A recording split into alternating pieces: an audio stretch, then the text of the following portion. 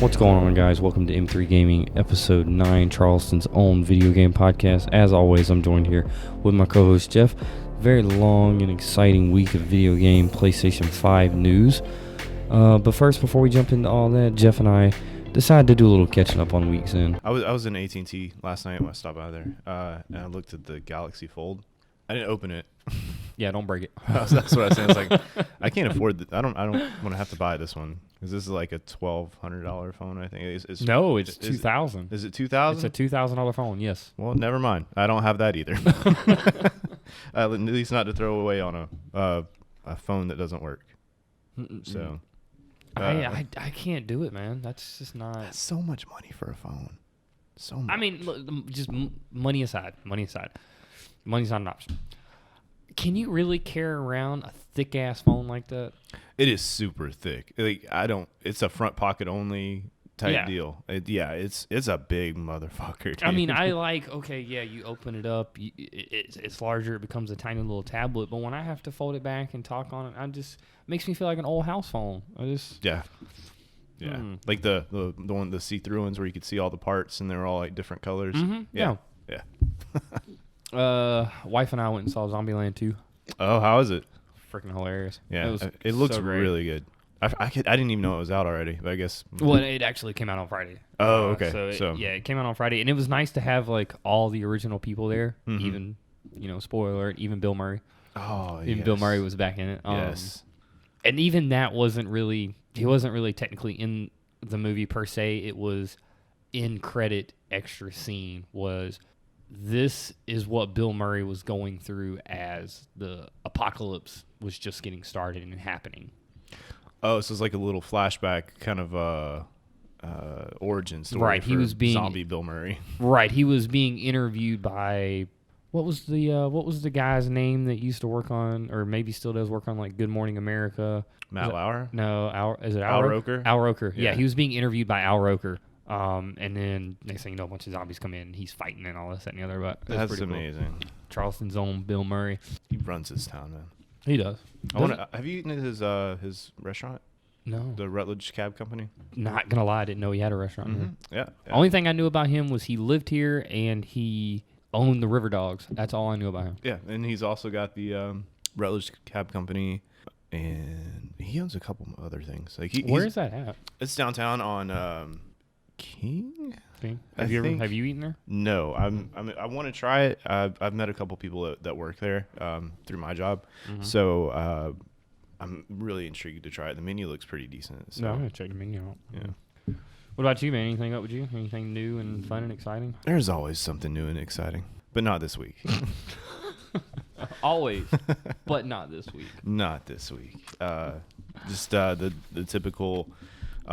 Destiny release, trying to beat the raid, going through that hassle. It's just So you still haven't beat the raid yet? Haven't beaten the raid. I've gotten all the way through the raid up until the last encounter. So do you have a checkpoint set now to where y'all can just go back in and keep trying the ending? All right. So here's the thing, and there's a lot of confusion out there, and I don't know which way we're supposed to go with this. So for the exotic gun from the raid, the Divinity, which is a linear trace rifle that adds a big area of effect and causes a lot more damage and stuff like that.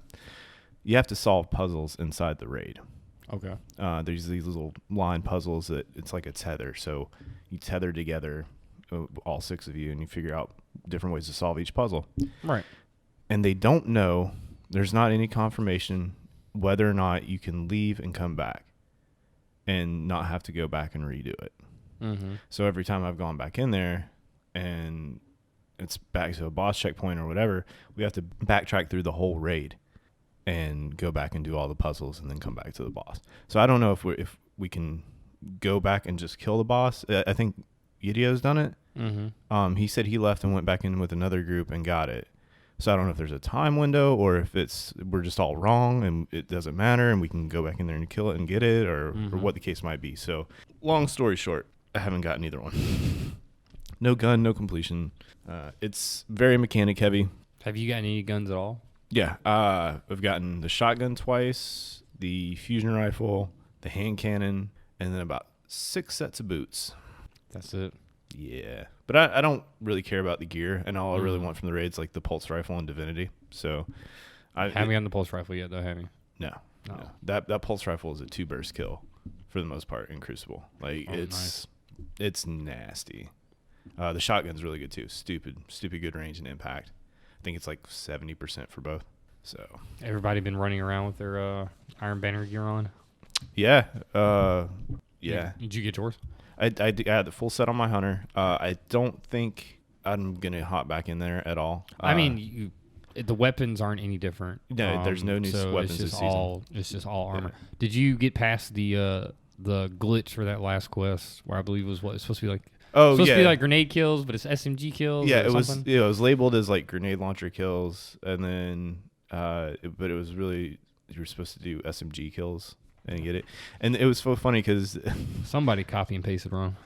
Right, yeah. I put the wrong letter in this code. But there was a guy that did a video, and he was like, "Oh yeah, there's a workaround on this grenade kills." He's like, "All you have to do is just put damage on them and then finish them off."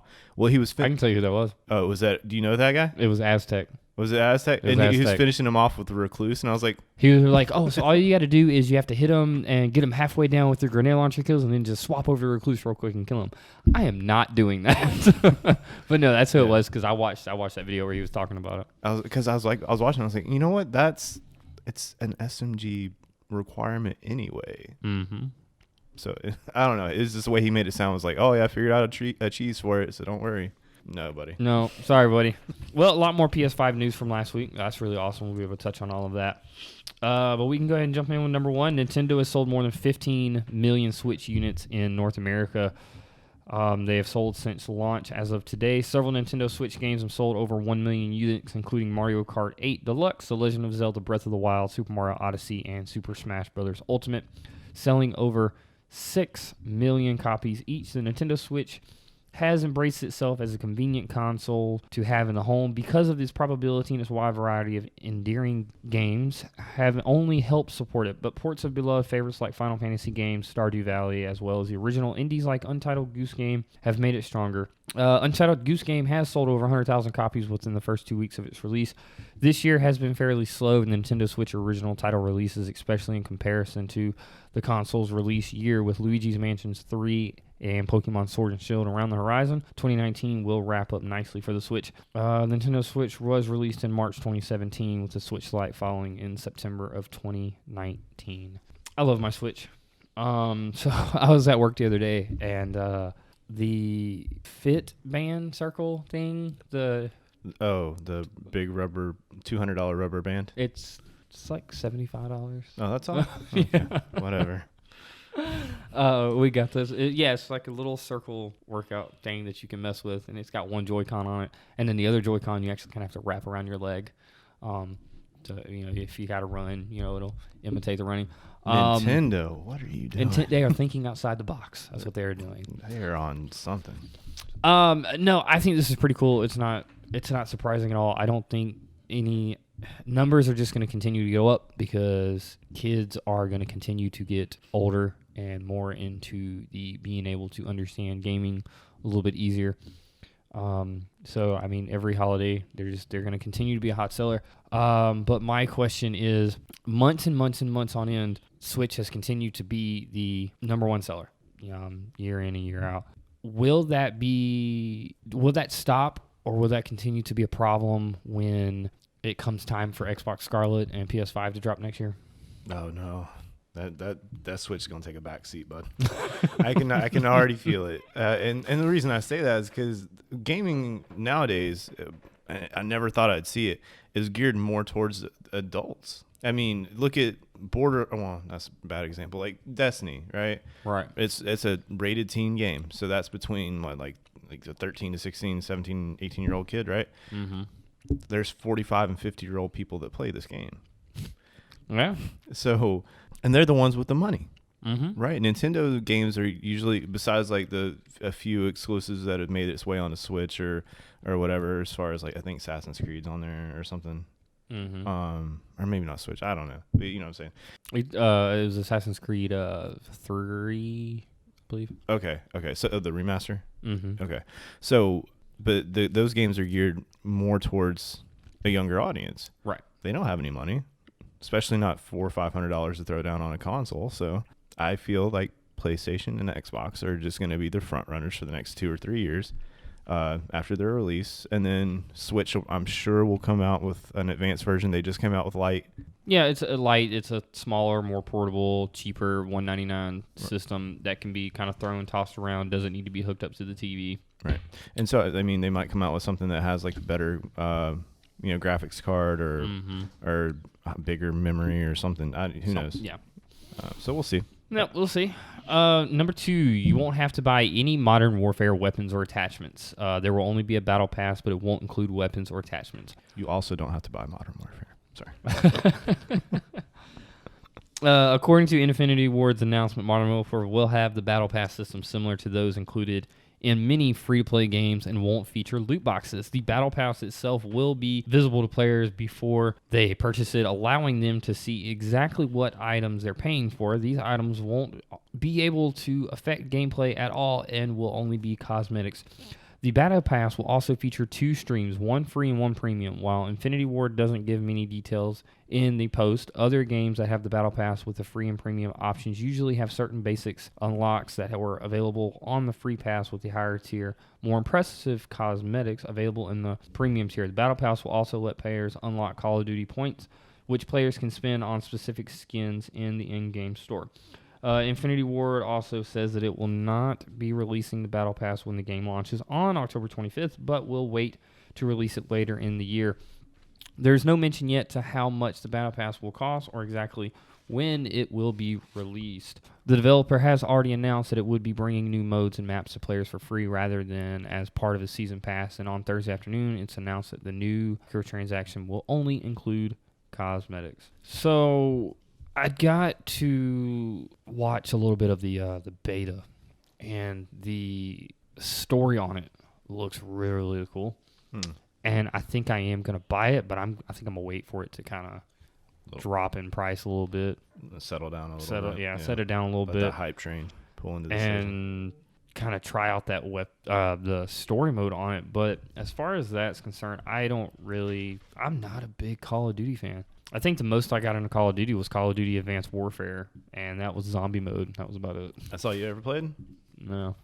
I enjoyed the first 2 Modern Warfares. 3 was okay. And Advanced was fun. I liked the story in Advanced a lot, but that was before the whole Kevin Spacey thing. Right. But I did enjoy the Advanced Warfare was when they started to go more like technical and futuristic. Yeah, where they're using like the exosuits to jump around and stuff. Yeah. This overall, I think this is a good move for Activision, because they have been dropping the ball lately on everything. So for them and Infinity Ward to come together and make this battle pass, I think this is a good idea. As long as it's not like $60 like Destiny's was, but as long as it's cosmetic, it's fine. Right. No. I'm not with that pay to win bullcrap. No. I mean, shoot, I'm not gonna lie. I think every week when I get paid, I buy the $10 silver for Eververse. And I'll buy like $10 of silver, and then I'll buy myself like the Ingram bundle where I'll get like however many 8 or 9 of them. I'll do that every week, just because I'm trying to I'm okay with spending that once a week just to kind of collect my ghost shells and my ships and my shaders from past seasons. So you treat it like a bill. Yeah, that's exactly right. I got you. All right. Hey, whatever works, man. But yeah, I mean, like I said, I'll try it. And I'll get into that a little bit later on when we talk about PlayStation Now, because I kind of have an idea, or not an idea, but a theory of how that would do a little bit better.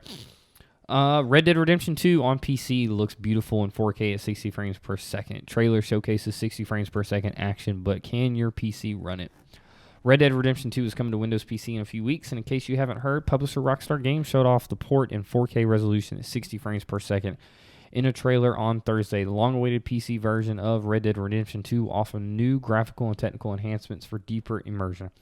Rockstar said earlier this month included the following: Increased draw distance for better navigation, higher quality global illumination, and ambient occlusion for improved day and night lighting, higher quality snow trails, improved reflections, and deeper, higher resolution shadows at all distances, tessellated tree textures and improved grass and fur textures for added realism in every plant and animal.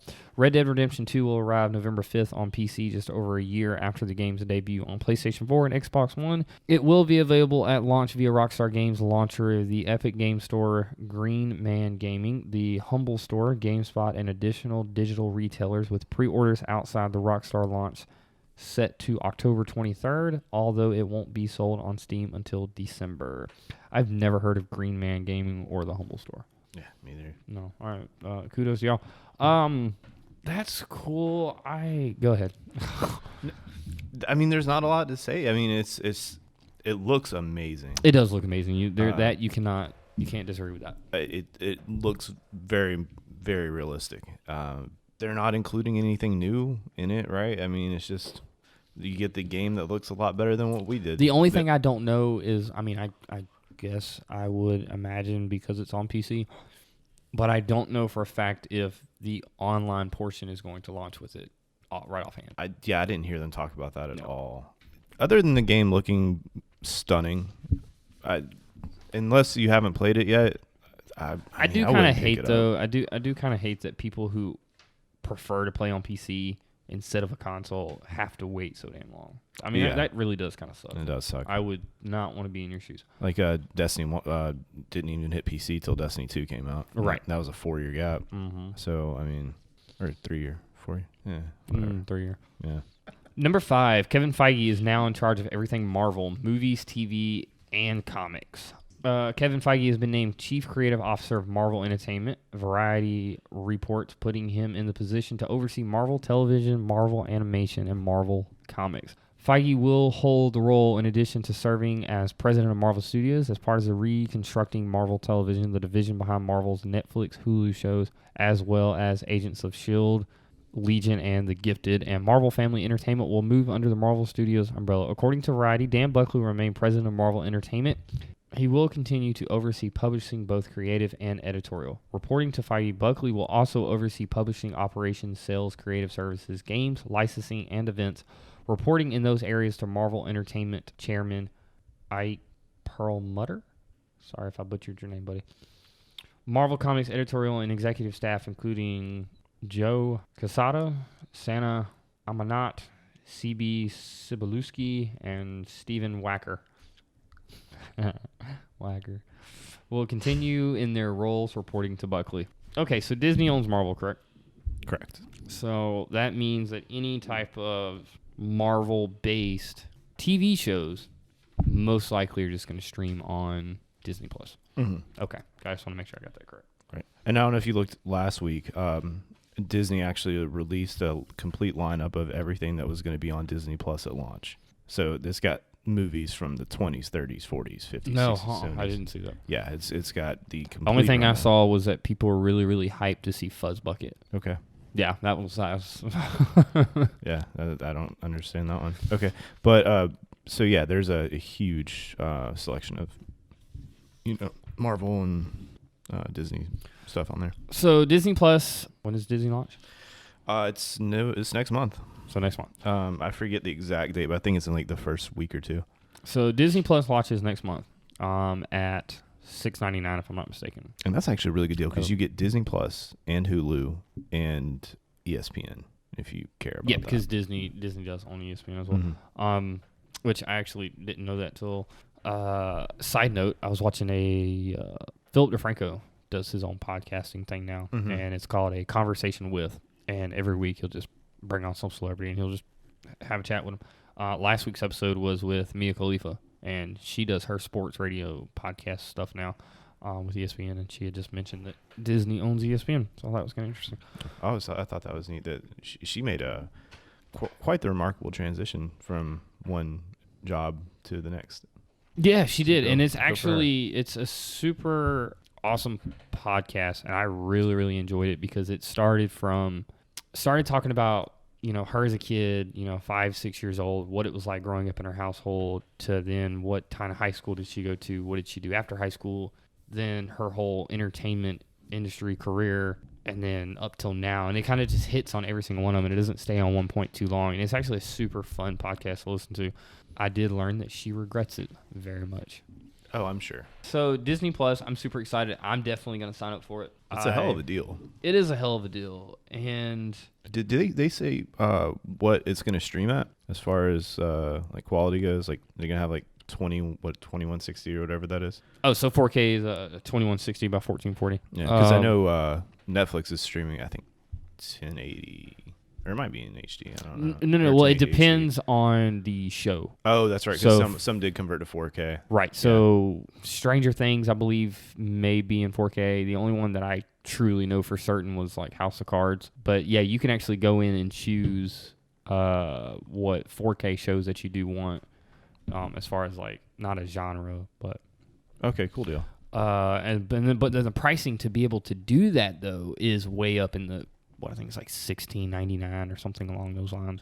No, I see Netflix having to truly struggle come next year for pricing with Apple TV. So Apple TV is doing a couple of cool things. One, any Apple product you buy. So remember this when you get your phone. When you buy an Apple product, Apple will give you 1 whole year of Apple TV for free. So that's really cool. 2, after that 1 year is over, it's only $5 a month. 3, I don't know if you heard, but they're wanting to do away with binge watching. Oh, so yeah. They're wanting to release it in segments. In segments, yeah. Don't tell me how to watch my TV. Disney too. Disney's won't do the exact same thing. Bastards. Mm-hmm. And I understand it from a business standpoint, as far as, okay, well, people who Netflix hit shows like Stranger Things. It comes out once a year. You could finish it in a day and you're done. And that's what people will do. People who want to be on the hype train and watch Stranger Things will pay that $10 or that $6 or whatever to binge watch that Stranger Things and then cancel it right after that. And then I don't understand that. I mean, like, there's so much other stuff on there that you can watch. Like, why pay whatever the monthly amount is to watch one show? And after that month, you can't watch it anymore. As far as Netflix is concerned, I agree. I think there's a crap ton of stuff to watch on Netflix, and I don't watch Netflix that often, but there is something always on there that I do want to watch. Whenever I do watch it, I watch a crap ton more YouTube than I watch anything else. Yeah. But I'm not going to lie. I did the exact same thing for HBO. It was during the very last season of Game of Thrones. Oh, God. I paid the $10, binge watched all of Game of Thrones before the last season was over, just so I could get to the finale. Once the finale was over, cut it. And I did. But HBO's a lot different. Right. There's not a lot on HBO. They don't have a lot of stuff on there. Right. The only other thing I wanted to watch on HBO was that Chernobyl documentary. That movie or whatever you want to call it. You can just watch clips on YouTube. That's what I do. Yeah. I mean, it was, other than that, like I said, it doesn't have. That show is disgusting, by the way. It's. Did you? Yeah. Like the hospital bed scene? Mm-hmm. Oh, God. All right, moving on. Zoe Kravitz will be Catwoman's opposite Pattinson, whatever. The two will appear in Matt Reeves' The Batman. Actress Zoe Kravitz from Mad Max Fury Road, X-Men First Class, is signed to play the role of Catwoman in The Batman. Matt Reeves' long guest-starring standalone Batman film, reports Variety. Kravitz joins Robert Pattinson as Batman, with filming expected to start late this year or early 2020 for a premiere date of June 25th, 2021. From her appearance in 1940's Batman #1, Catwoman is one of Batman's oldest foes, but she's just as often found a role as his most consistent star-crossed lover. Her love for the thievery and his love for justice always finds a way to come between them, even in their recent broken engagement they made up since in DC Comics. What you think, buddy? I don't know. Let's just kind of let this cast fill out. They lost. I don't know if they lost, but there's like that speculation that Jonah Hill was going to be. I think he was cast, but they didn't know who he was going to be. As Penguin? I think it was supposed to be Riddler, because as soon as he dropped out, they announced a new casting for Riddler, and then they announced that Jonah Hill wasn't on board anymore. Well, no, I can't say that. Jonah Hill's not heavy set like he used to be. He's in between, man. He does that whole skinny fat Oprah thing. Are you excited for this Batman movie? Man, I wasn't prepared for this question. All right, so I guess I'm not gonna not watch it. It's Batman. You know, it is Batman. I'm a huge comic book nerd, and Batman is one of the ones that I grew up with, right? Mm-hmm. And I've seen every single one multiple times, and it's not so much who they have playing Batman, it's who they have playing Bruce Wayne, because underneath that cowl is still a human, right? And so you have to have the right person that's able to play Bruce Wayne. Now, is Robert Pattinson going to be able to pull off a young Bruce Wayne? I don't know. Maybe. I mean, if you look at him outside of Twilight, he's actually pretty decent. He's a pretty good actor. I have no idea how good Zoe Kravitz is, or that kid they just cast for Riddler. But at the end of the day, like I said, when it comes to Batman, it's all about the Bruce Wayne aspect of it.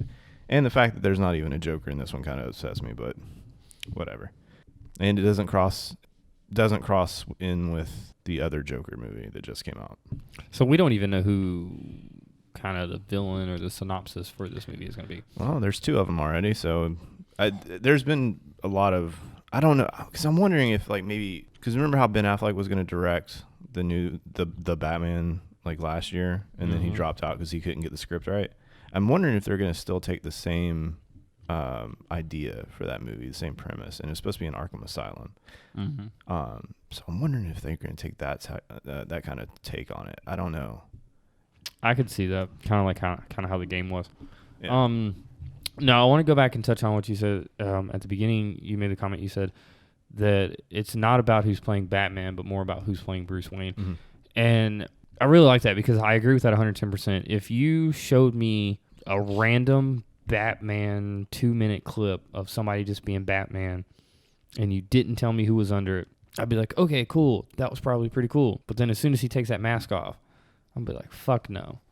Yeah. And that's I'm sorry, unfortunately, that's just how I feel about this movie. I'm gonna watch the movie because for the sake of it being Batman. Right. You gotta look at if he was going through, you just watch Batman punch a dude through a wall, right? Mm-hmm. And then all of a sudden, next scene, he's in the Batcave, rips the cowl off, and it's like Rainn Wilson from The Office, or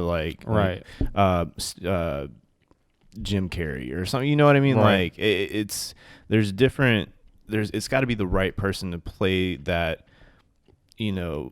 billionaire playboy kind of guy that's got a dark side. It's hard to describe. Evan brought up a good argument when y'all went out to dinner, because I told him no, that I didn't agree with it. But he's just like, oh, well, if you check out his other stuff, it's not bad. And I mean, he's really, separated himself and stuff from Twilight, and that's perfectly fine. But me as a person, it is super hard for me to watch him play Bruce Wayne or Batman and not think of a glowing fucking vampire. Right.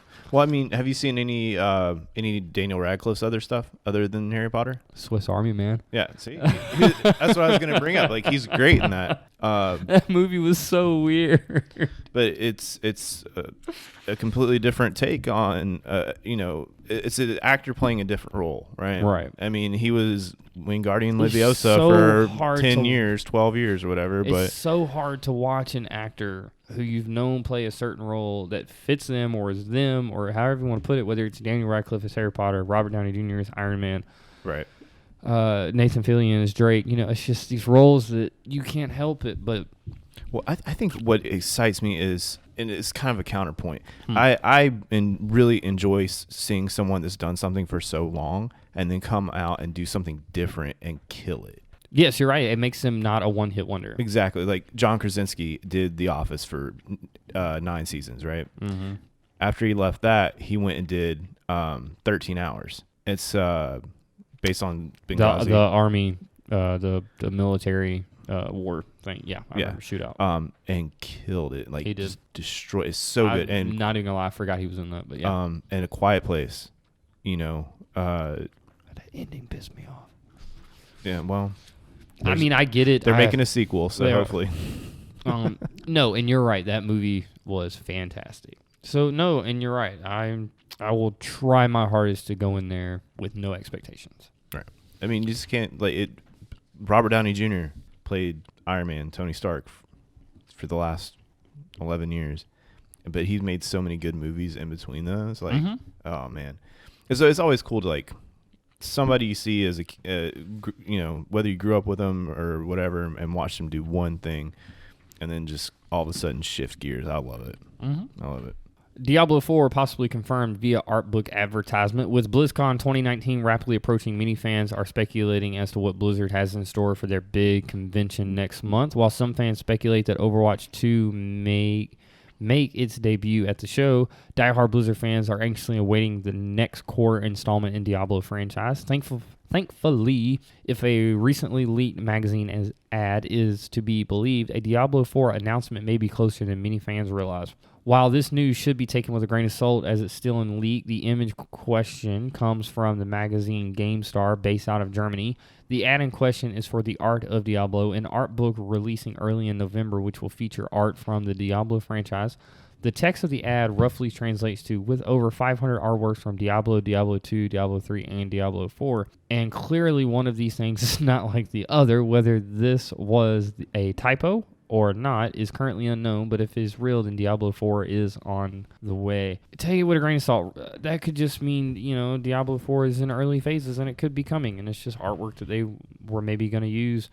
You were never a big Diablo fan, were you? Or really? No, I played 3 for about an hour and a half. All right, yeah. Okay, yeah. The Diablo series takes a very, very special kind of player. And John, I'm talking to you.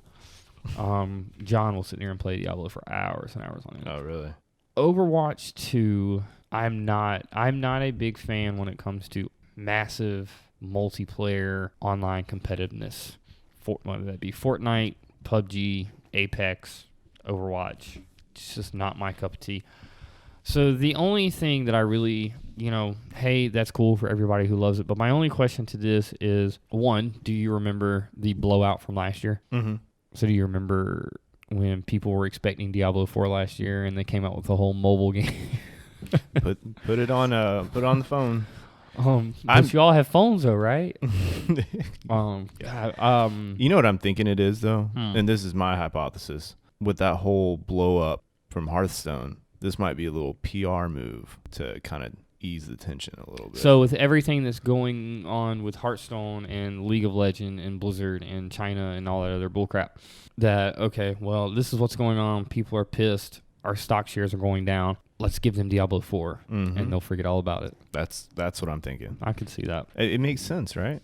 I could see that. Hey, we fucked up by taking that kid's money. Let's give them Diablo 4. Exactly. I forget what they call it in the press world, but it's like whenever something's going on and you flip it on them and then make everything good again. Right. I think that's what's going to happen. I think it's probably going to be out of everything Diablo, but like I said, it could just be like they're going to announce it and then they're going to put it on. They're going to put it on the Apple Store for the Apple Arcade.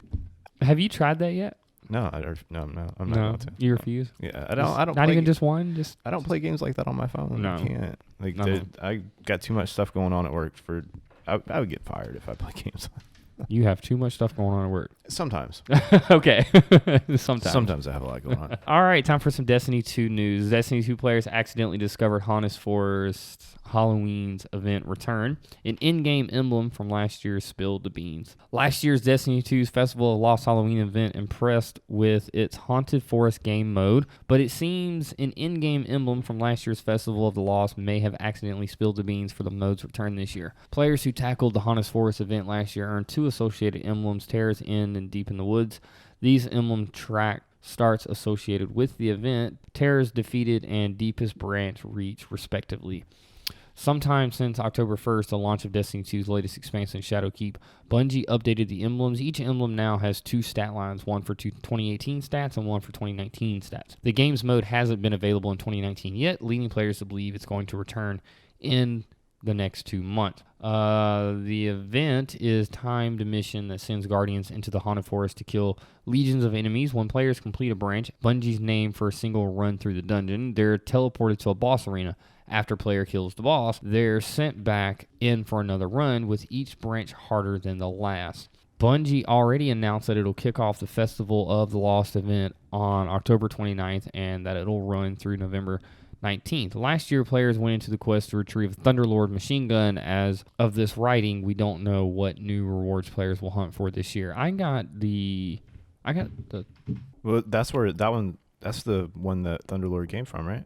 Yeah. Yeah. No. It is. I was just thinking of one of the weapons that I had gotten from Spider, but it wasn't. Oh, I gotcha. Yeah, because it came out with Thunderlord, the quest for Thunderlord, and then Horror Story. Horror Story is actually a pretty decent gun, from what I hear. I don't think I ever got it. What you think? I mean, it's probably exactly what it is. I mean, they do the same thing every year. I don't know why people are excited about this. Every Halloween they do Festival of the Lost, and then they do Winter Solstice after that. Mm-hmm. And then February we'll have Crimson Days or whatever, and then the summer event. So I mean, it's a rotating cycle. It's like is it going to be the same thing? It probably will be with slightly. I think it probably will mechanics for the first couple of years. Yeah. But they're gonna have to change it up at some point. Yeah, I mean they might have different rewards or something. Who knows? I don't know.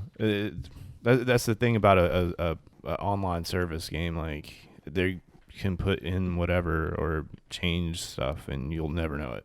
You know? And that's what I was thinking about when I was reading this. Was okay, that's cool. Cool, awesome. We're gonna have this event from last year. That's great. But then I got to thinking, well, we can't keep doing this every year. Not if Destiny 2 is supposed to have this 5-year plan. Mm-hmm. I don't, because then that right there just goes ahead and lets me know what I'm already expected for the next 5 years. Right. Every October 29th, you're going to get Festival every summer. I mean, every year I'm getting, Yeah. So that's cool. That's great. That's awesome. Hopefully they'll switch it up next year. Who knows? Hopefully. All right, well, it's come that time of the show now where... Oh, I did want to hit on one thing. Oh, go for it, buddy. So I was hesitant on this game, and we were just talking about this. Death Stranding. No. Fuck. I will never do this to you. I will never. I watched probably about 45 minutes of different gameplay from Jedi Fallen Order. And I was really hesitant on this game because I never played a Star Wars game that was like fully like Jedi-ish except for Force Unleashed. And then that's been, 10 years ago. And I don't know. I watched it and I'm super excited. There's all kinds of customization and planet hopping and skill trees and force powers and a droid BD-1 that's like super cool. So I am excited. So I haven't loved a Star Wars game since Force Unleashed 1 and 2. I think those were amazing games. But from what I've read about it so far, is it's going, and this was not my quote. This was a quote from somebody else, but it was basically an Uncharted Tomb Raider Star Wars style game. There's going to be fighting. You should love it then. There's going to be fighting. There's going to be puzzles. There's going to be a lot of jumping, and it's going to have really awesome storytelling. Yep. And all the people that I've said or have watched that talk about it said that it's a lot deeper and more involved than what people are expecting. Like I guess people would just kind of expected like the super like vanilla-y, not a lot going on type deal, but it's a lot more going on than what is on the surface. And it's kind of like that Uncharted. It's the same setup as like Uncharted or Tomb Raider, where it's like it's a mission area and it's like a fully explorable mission area, but it's not open world, whatever you want to call that. Right. So like Last of Us or like Uncharted or whatever. It is being published by Respawn. Mm-hmm. Respawn. Welcome back. Yeah, who's also known to do Titanfall, Apex Legends, so on and so forth. Mm-hmm. But they are partnered with EA. Is this EA's last chance? Oh, I don't know. I hope, man. Okay, so I think EA is just like, yeah, we'll put it out for you. Whatever, no big deal. We're not going to ask for any sort of, but they're probably getting a percentage of whatever revenue comes in. Mm-hmm. But the cool thing is there's no loot boxes, no microtransactions. Right. So like literally, you pay your $60 price point and you get a finished game. And that's what you get. Everything's unlockable or found in the world. So like you don't have to pay for, oh hey, I want that color lightsaber or whatever. You don't have to pay for it. You find it or upgrade it or whatever. Maybe they're starting to shift gears a little bit as far as the way they do games like this, since it's like a single story thing. As much as I don't want to take their side, but like EA's? It makes more sense to do it on MMO type game than it does a single story, right? Because like you're dressing up for other people to see you, right? And they're gonna be like, "Oh man, where did you get this?" or whatever. And that's how that starts. Like that's the kindling for the fire. Like, hey, I got this skin here. Well, oh man, I want that skin. Cool. And then like he goes, like the guy that had it paid his $5. Now the kid that wanted it is gonna go pay his $5, and his friend's gonna go pay their $5, and then it just builds and builds and builds. Snowball effect. Yeah, exactly. And they do it. And they did it in Battlefront. They're doing it. All the other crap they do. The football, sports competition games. Mm-hmm. EA Sports. It's in the game. And then, but I think with a solo story, there's not as much focus on them to make revenue like that because it doesn't make sense for the consumer. No. Like why? Okay, so if you're playing by yourself and it's like you're the only one that sees it, why would you be like, oh man, I like that skin and it's in a bundle pack for $20? You know, I don't run around like a pink Darth Vader. Right now, is there probably like a season pass? Probably. Like you know, hell, the original Assassin's Creeds had season passes, so like that's probably going to be a thing. But as far as microtransactions and all that, it's not needed. EA has their own monthly store where they drop all of their stuff too as well. But that's only on PC, right? No, Oh, is it on? No, it's on Xbox. It's on Xbox and it's on PlayStation 4. Really? It's EA All Access, and it's only $5 a month. Oh, I know what you're talking about. Yeah. So it's EA All Access, $5 a month. But the only question for you I have is, given the opportunity to have an amazing Star Wars game, if you could give the Star Wars right to any publisher, who would it be? They're at home right now, buddy. Disney's safest hands. You're talking about like in video game or like all in general? No, in video games. Oh, video games. Oh, well, I mean, we'll see how Respawn does it. I don't want Ubisoft to get a hold of it. You know, honestly, Naughty Dog. If Respawn doesn't pull it off that well, I think Naughty Dog would do a pretty good one too. I have 3. I think Naughty Dog would do a really, really good job. But with Naughty Dog, I feel like it would be too lifelike.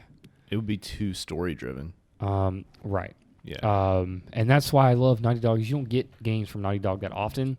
You don't want to always play something that's so damn story driven. You want a game to actually play, and that's why, you know, Last of Us Part 2, Drake's Uncharted, you know, all that stuff. That's fantastic.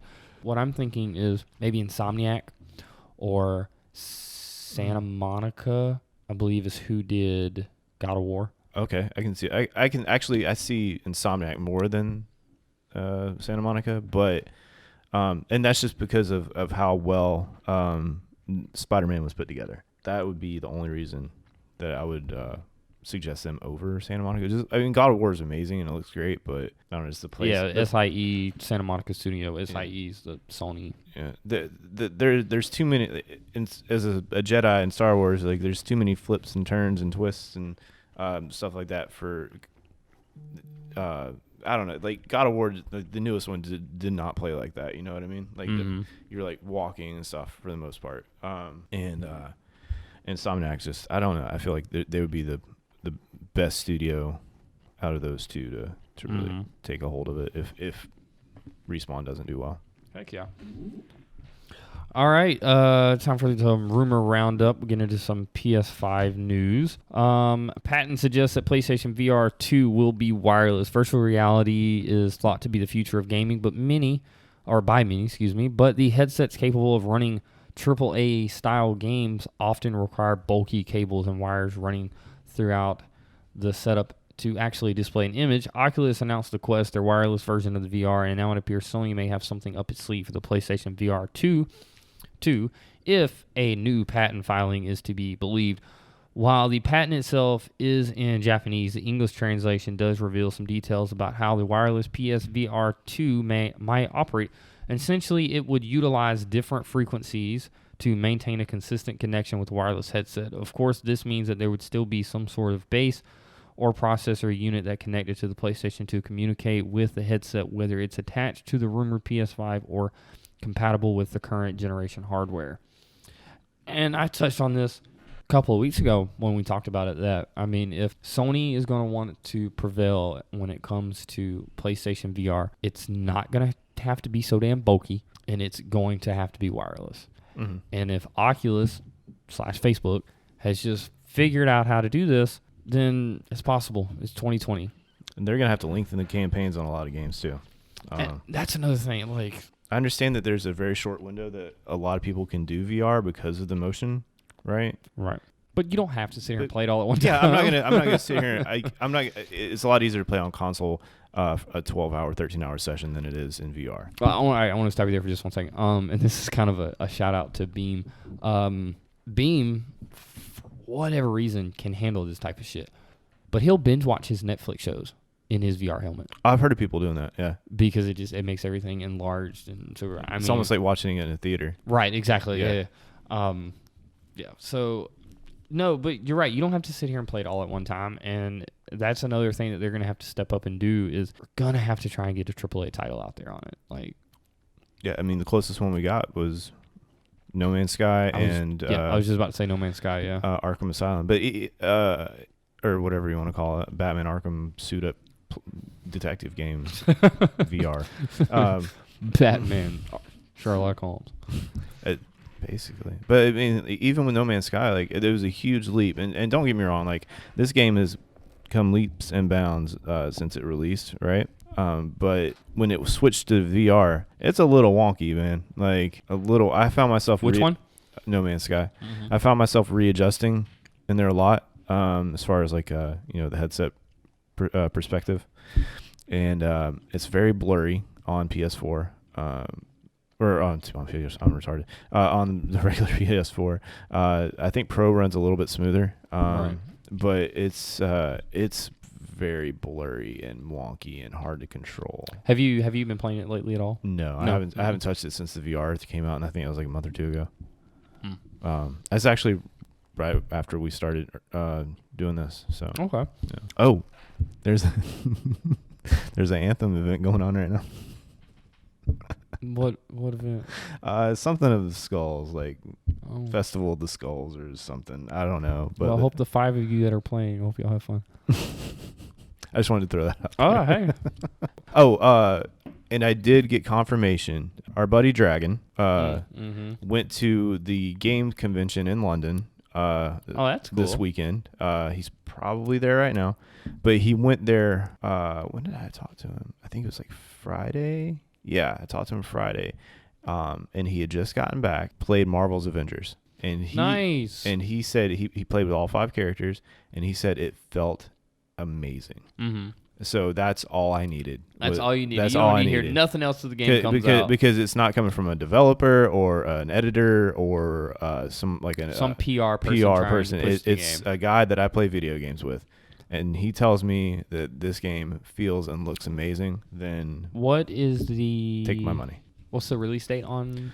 May, as of right now, May 15th, so 2020. May. Okay. Yeah. Gotcha. I wish they would move it up, but so that's all I needed to know. Hell yeah, dude. Yeah.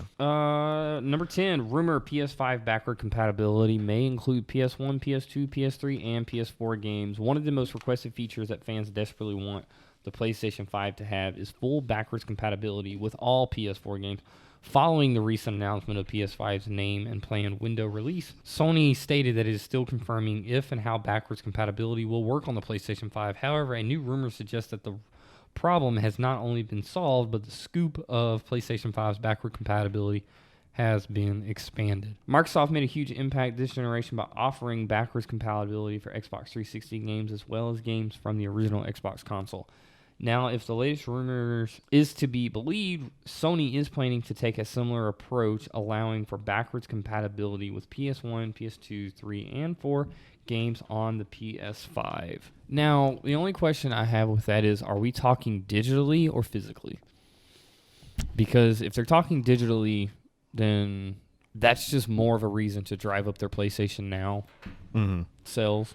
If we're talking physically, then that's super awesome because I still own a whole collection of PS1, 2, and 3 games that just kind of sit there for looks. You know, I have Borderlands on the PS3 and, the PS4. I have Shadow of the Colossus on the PS2, I believe is what it was on. Yeah. That was PS2. And then I have the remastered edition for the PS4. But I always tell myself and it's a lot of reasons why I have all these older consoles, is because it's so cool to plug those up and pop them in and be like, this is what it used to look like, and this is what I got now. So I want to touch on that a little bit. You can only go back so far, and by playing those little plug-in Super Nintendos and shit, I've realized that The classics is what you're talking about? Yeah, you can only go back so far because those controls are absolute trash. But we didn't know no better. I know, but now we do. I mean, as far as nostalgia goes, backwards compatibility on discs, I think would be fine. Digital, I mean, just do a remaster, I guess. And that's why they spent the last however long making that Final Fantasy VII remake. It looks amazing, but I would have rather have a remaster than a backwards compatible. Do you think I want to go back and play like the original Tomb Raider 2 from PlayStation 1 on PS4? No, I'm gonna go play like the rebooted one. All right, to me that makes sense. What if they just fix the controls? All right, yeah, fuck it. Nostalgia doesn't do it that well for you. I mean, it does, but like when I grew up playing video games as a kid, I was more of a Nintendo dude.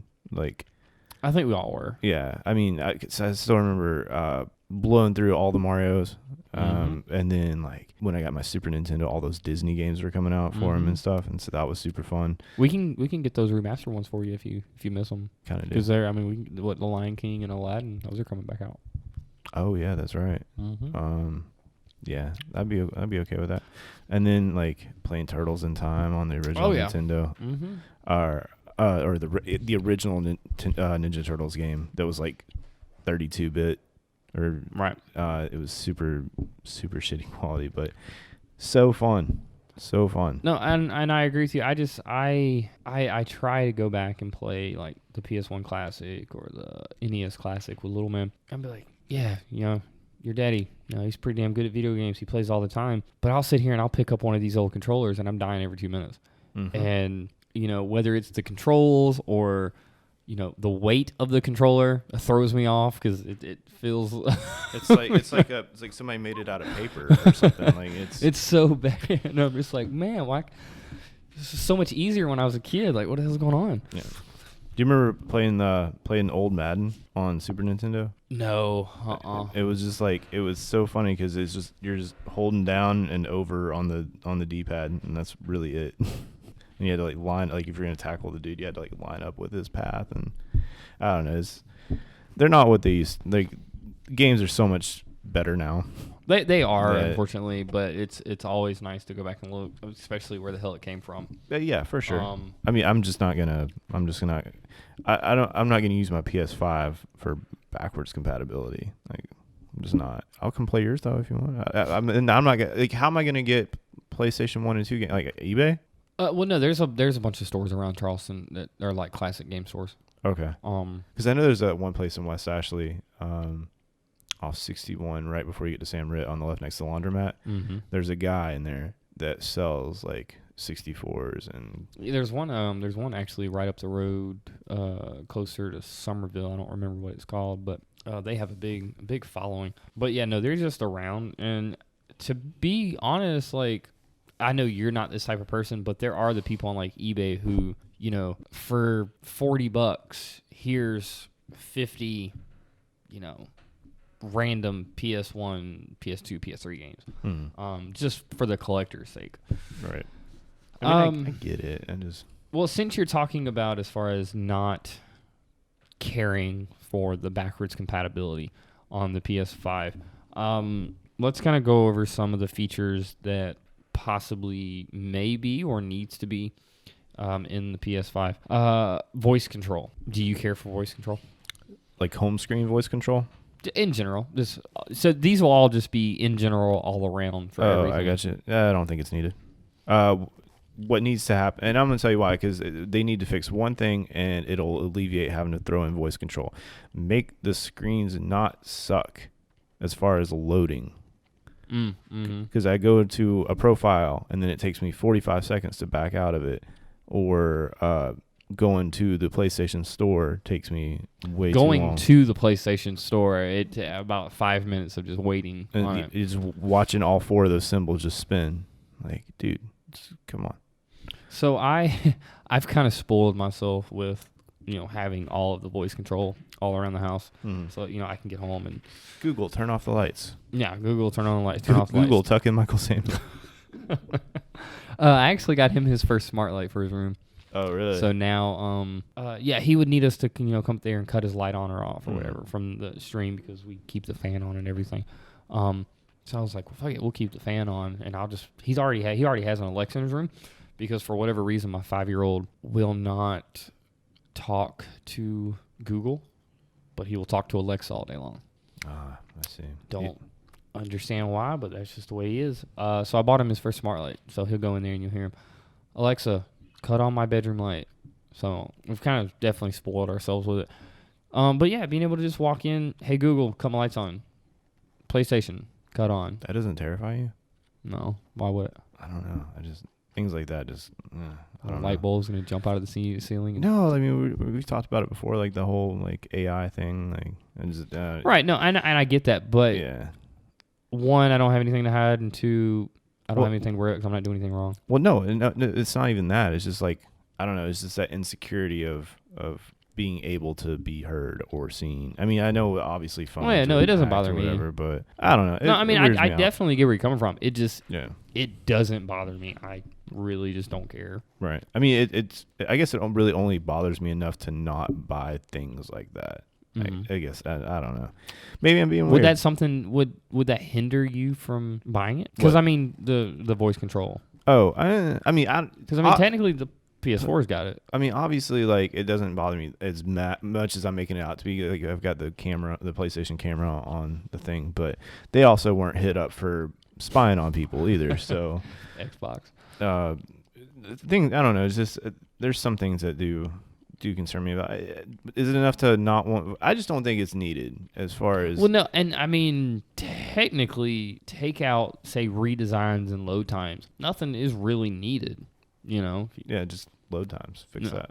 Make your processor faster. Right. That's all we want. But no, as far as like PlayStation download so and so, I don't know. It's just like you said, it's not needed, but it's something that'll. It's just an extra added little feature to boost up the price a little bit. Oh, of course, yeah. Number 2, PSVR integration. As far as on other games, is that what? No, just in the system in general. Oh, yeah. So instead of having the wires and just have everything built inside of it.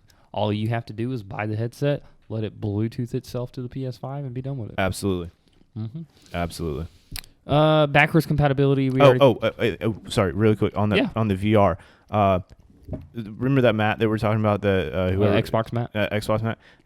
Still have the camera, but and have the headset. Integrate some sort of program to the camera that senses how much room you have in the space that you're at, right? And let you know when you're going off track or you're about to run into some shit. So this is kind of off track, but iRobots do that. They especially the mid to higher end models, they actually map out your house and have built-in memory to the way that your house looks, so that they know not to bump into the couch or the wall and so on and so forth. So just have a little built-in mapping system inside the camera. Yeah. All right, sorry, go ahead. No, so backwards compatibility we already touched on. PS Now updates. You're gonna have to drop more AAA titles in there, like they did with Uncharted 4, God of War, so on and so forth. But they're going to have to be more consistent, especially with the day and age where so much is going digital now. But like I said, Xbox does that with a bunch of their new titles. The Outer Worlds, October 25th, it's already downloaded on my Xbox because it's already on Game Pass. So, yeah, and PlayStation, you can only do it like a day or two ahead of time. Right. Yeah, that's a little annoying. So, yeah, just update that. I think that when the PS5 comes out, we need a whole new redesign. Just something new. PlayStation Plus updates. PlayStation Plus updates, like I said, you're still getting really awesome. You're getting your 2 free games every month, which is really awesome. But why not throw in like a VR game in there? Yeah, I'd be into that. I think that'd be super cool, especially if you've got one PSVR to supposedly I mean, honestly, they should just really put one out on every kind of platform they really have, right? Like, so basically, you get 2 AAAs, you get a couple indies, right? And then, like you said, do like a PSVR one, right? You get 2 AAAs, your indies. What's the handheld PS one? Or are they still doing Vita? That? Is they still they doing? no longer do the Vita. Uh-oh. Damn, I was gonna say that'd be kind of cool. Like if you They were up until last year. They stopped doing it. Okay. Well, all right. Never mind then. I was free stuff all the time. Which, I mean, that would even be great for indie developers that are just wanting to get their name out there. So no, I agree with that 110%. Number 6, performance power. Better load times. Yeah. That's what it's all going to come back to is we just want, like, if you can tell the difference between someone with a regular PS4 and someone that has an SSD attached to it, right? And we're talking to you, Dolan. Yeah, Dolan.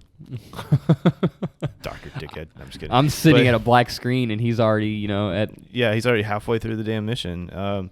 It's not like SSD is expensive. It's just like I just haven't bought one, but that should be already a thing. I had a guy come in the other day. We had a PNY 240 gig SSD for $40. Really? On sale at Best Buy, yeah. Damn. Because I know on like Amazon you can get them for like $100, $115, but then you have to buy the enclosure as well. So there's that.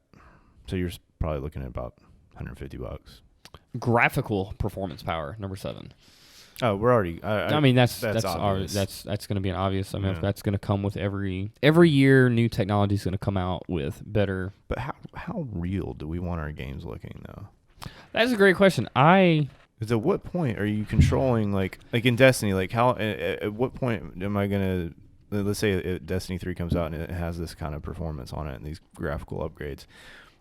At what point am I not going to be playing an EXO or an Awoken dude anymore? And it's just like, I mean, I am, but it's like so realistic that it doesn't look fantasy anymore. Like it's going to take that sci-fi aspect out of it. In 2049, when it's all Ready Player One. We're all just going to get sucked into it like Jumanji. Oh, I thought you were going to take the Blade Runner path. But yeah, I'd much rather go Ready Player One. Yeah. If you haven't seen that movie, go check it out. It's really good. Blade Runner or Ready Player One? Both are really good. I have not seen either one. Ready Player One's super cool. It's every kid's, actually every grown adult's Easter egg. No, I was about to say there's so much nostalgia in there. There's 2 scenes. Star Wars to the Iron Giant to there's fucking Battletoads on the battlefield. It's awesome. I was just saying it's like an Easter egg farm and a couple of scenes where you just like looking.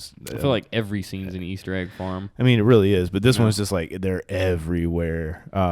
It's really cool. But I mean, would you still be into gaming like that if it came to that point where you just were absorbed into the world instead of holding it in a control as you holding a controller and controlling where they go? And I mean, where you became who you were playing. Me personally, it would change is good, and eventually change is going to come along where different generations are going to come and things are going to change and they're either going to be better or they're going to suck. But when it comes to, hypothetically speaking, if it were to come to something like that, I mean, then that's just, no matter how old you get, I mean, let your imagination run loose.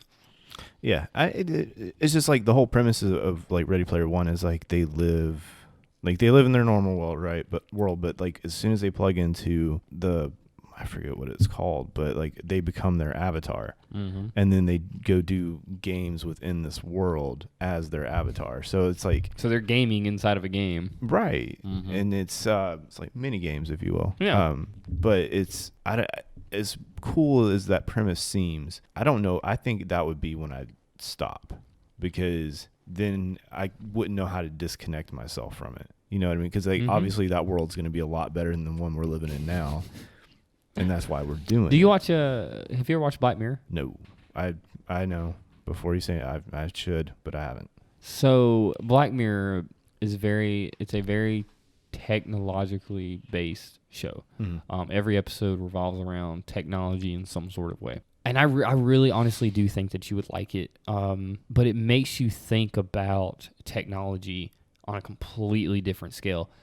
And it's technology based on our lifestyles and how it's changed, and we've gotten to looking at it one way instead of looking at it the other way. Prime example was there's this one episode from a couple of seasons ago with whatever the lady's name was that was with Chris Pratt in the Jurassic World movie. Bryce Dallas Howard. Yeah. She was in one episode where what if our world was all based on likes instead of a credit report? So, you've got 776 people have liked your profile of you. That just allowed you to buy this 3-story house.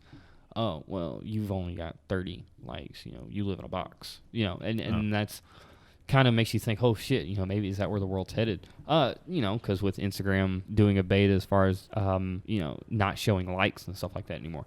Or there's this one episode where a guy was able to take DNA from certain people and put them into a game, so their soul and conscience and life, they didn't know it, but was actually in a video game, and he could control them and do whatever he wanted because all he had to do was put the headset on and go in and do his thing. You see what I'm saying? Right, exactly. So that's why I'm thinking you would really, really like this show. Or I think one of my favorites was the very, very first one. Was the very first episode of Black Mirror I ever saw was a guy who was overseas. They kidnapped his daughter, if I'm not mistaken, and they told him that they would not release her unless he fucked a pig on live TV. Wow. Mm-hmm. Any specific kind of pig? Just a basic pig. They gave him directions. Basic farm pig? They gave him directions to this warehouse where a pig was all set up and cameras were all ready to go, and he just had to do it, and they released his daughter. That was like kind of controversial, right? Like, mm-hmm. I think I remember hearing about that. It's like because they actually showed it. Yeah, and there's like one of the first episodes of like the season or something. So, and basically what that... Wait, that's not the first episode ever, is it? That was the first episode of Black Mirror, yeah. Shut up. So what ended up happening was it was showing... and as it was happening, it panned off into the background where nobody was in the streets, nobody was anywhere to be seen, but you could look in windows, but there were hundreds and thousands of millions of people tuned into the TV. And basically what that episode was trying to get you to read between the lines was that, we get sucked into TVs and our phones and not what about's going on around us. So, spoiler review, they had already let the girl go a day prior. She was walking down the street. So that's basically just showing, hey, you're not paying attention to what's going around you because civilization's gotten so in tune to TV and technology now. And he fucked a pig. Wow. Yep. So it's definitely, I really do think that you would like it. So if you ever get bored and you don't feel like playing anything, definitely check out Black Mirror. I might do that today, actually. I'm kind of burned out. All right. So one of my favorites, and I want to kind of maybe possibly combine the two. 8's going to be controller design. 9's going to be airflow.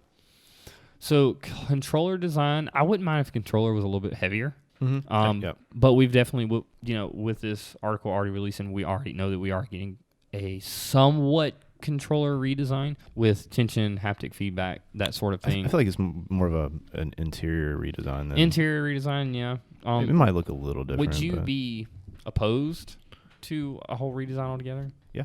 Yeah. I would be super opposed to it because that controller feels so good. It's not broken, don't fix it. Exactly. Yeah. Make the trackpad a little bit more useful or whatever. Throw another light bar at the bottom of it. Who cares? Whatever. Do little subtle things, but do not change the ergonomics of it. And that's the thing. That's kind of what I was thinking as far as airflow as well. What if there was some kind of airflow built into the controller? Because your hands get sweaty while you play the game. Kind of a little airflow. Like an internal fan thing? Right, yeah, exactly. No, because that's going to use more battery. It's 2019. They'll figure it out. But airflow is actually going along towards the PlayStation itself. Mm-hmm. I don't know if you knew this, but people who bought a PS4 Pro go to find out because there was so much more internal power that the fans had to work harder, which it sounded like a jet taking off in your damn living room. Oh, mine sounds like that. I have a regular one. So, see, I don't have that issue with mine. Did you get like an in-between one or something? I have the blue Nathan Drake Uncharted PlayStation. Maybe that's what it is. But a couple of months ago, they did re-release the PlayStation 4 Pro with a rebuilt motor inside. But yeah, from it's all over message boards everywhere. PS4, it's so damn loud. So yeah, that's another thing too. Like, don't make it so fucking loud. Yeah, Microsoft isn't loud at all, from what I hear, or the Xbox. I mean, it's not as loud. No, I guess I've never really paid attention to it because I've always got my TV so damn loud, or I've got my headphones on. So well, now we got to do a little research when you get home. Yeah, I'll be like, hold on, honey, I got to turn the Xbox on. All right, last and final, customization. So, and this is just more along the lines of kind of the interface customization. Because, we've gotten to the point now where we can, hide files and so on and so forth within. I mean, Xboxes, you can customize the whole damn screen the way that you want it to look. Mm-hmm. And I kind of think that would be something neat to kind of throw in. And I kind of feel like you've got to throw in these kind of not needed but neat things to kind of still keep up with times, but yet still kind of set yourself apart. Mm-hmm. But I don't think it'd be a bad idea. No, go for it. Because we're using themes right now. Correct. Yes. So you got to hope that somebody comes along and makes one that's cool enough that you want, or that your pre-order theme is neat enough to keep on there for X amount of time. Or technically, why would it have to be a theme? Why not like your own customized background, a picture or something? Exactly. Like like let me put a wallpaper in the background.